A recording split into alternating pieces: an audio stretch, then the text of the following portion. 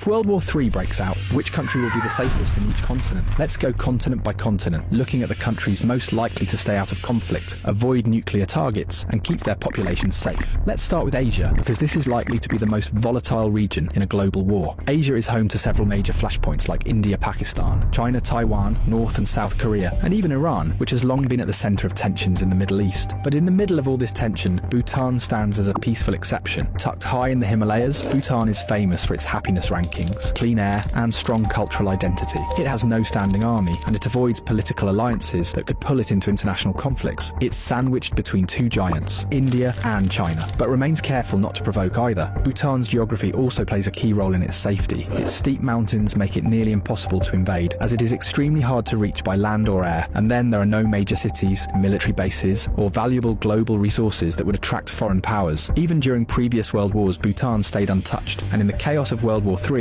it's very likely to stay the same, isolated, neutral, and safe. Now let's move to Europe, where a world war could spread quickly, especially if NATO gets involved or tensions rise with Russia. One country in Europe has a long history of staying safe during global wars, and that is Switzerland. For over 200 years, Switzerland has maintained strict neutrality. It didn't take part in World War I or World War II, and it's not part of NATO or the EU. It has no foreign military bases on its soil and avoids taking sides in major international disputes. Geography also gives Switzerland a huge advantage.